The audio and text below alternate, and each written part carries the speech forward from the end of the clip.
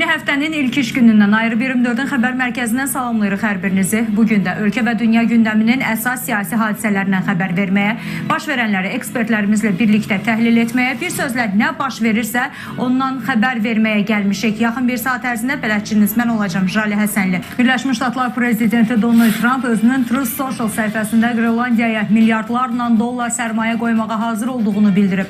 Bu Trump'ın Qırlandiya ilə bağlı ilk açıqlaması deyil təbii ki. Hələ prezident seçilməzdən öncə adaya sahib olmağın vacibliyini vurğulayan Ağ Ev rəhbəri hakimiyyətə gəldikdən sonra da bu niyyətindən əl çəkməyib. Maraqlıdır. Trump Qırlandiyaya niyə bu qədər yatırım etmək istəyir? Adanın Birləşmiş Ştatlar üçün əhəmiyyəti nədən ibarətdir? Əməkdaşımız Cavid İmaməliyev araşdırıb.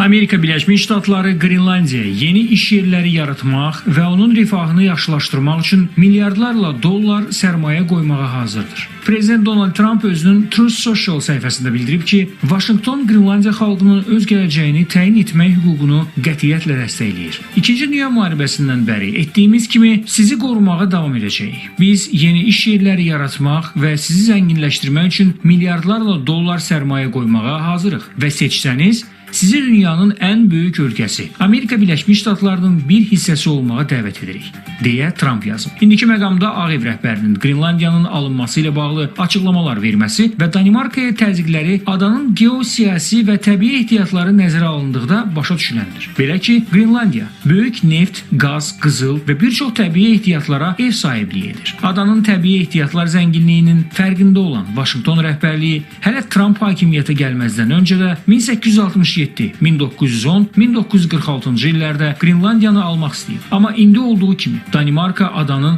Birləşmiş Ştatlara satışını dəstəkləmir. Məsələnin maraqlı tərəfi isə Vaşinqtona satmamaq barəsində israrlı olan Kopenhagen rəhbərliyinin adanın təbii ehtiyatlarından iqlim pozuntularına səbəb olacağı iddiası ilə istifadə etməməsidir. Buna baxmayaraq, daim iqtisadi və gəlir məqsədli düşünən Trump və administrasiyası Qrinlandiyanı almaq və Birləşmiş Ştatların təbii ehtiyat bazasını daha da gücləndirmək istəyir. Aynı zamanda keşfedilmemiş doğal gaz ve petrol yatakları olduğu bilinmektedir ki mevcut haliyle milyarlarca metreküp doğal gaz ve petrol yataklarını barındırdığı bilinmektedir. Ancak küresel olaraktan iklim değişikliklerine sebep olur sebebiyle Danimarka yönetimi petrol ve doğal gaz yataklarını aktif etmemiştir.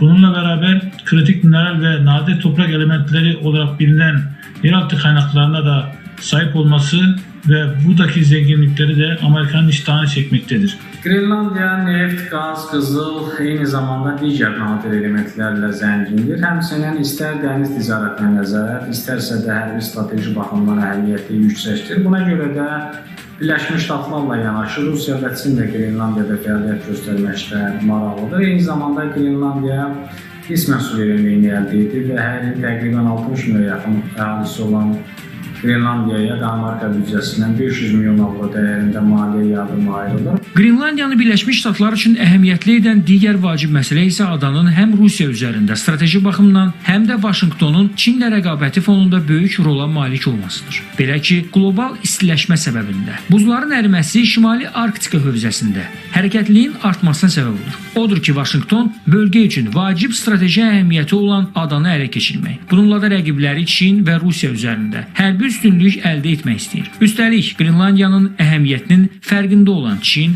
və Rusiya ortaq şirkətlərinin bölgə üzərində müxtəlif kəşfiyyat işləri aparması Trumpın qəzəblənməsinə və adanı dərhal Birləşmiş Ştatlara birləşdirmək istəməsinə səbəb olub. Digər bir məsələ isə Çindir. Amerika Çinlə apardığı rəqabəti həm də Arktika regionuna daşımaq istəyir. Əslinə qalsa Arktika regionunun istismar məsələsində Çin 10 il öncədən fəaliyyətə başlayıbdı. Misal üçün bugün Rusiyaya məxsus Sibir ərazisindən həm quruda. Trump administrasiyasının Avropaya yardımları dayandırması səbəbindən ittifaq ölkələrinin çəkdiyi narahatlıq gələcəkdə qoca qitənin nümayəndələrini Kopenhagenə adanın satılması ilə bağlı təzyiqlər göstərməsinə səbəb ola bilər.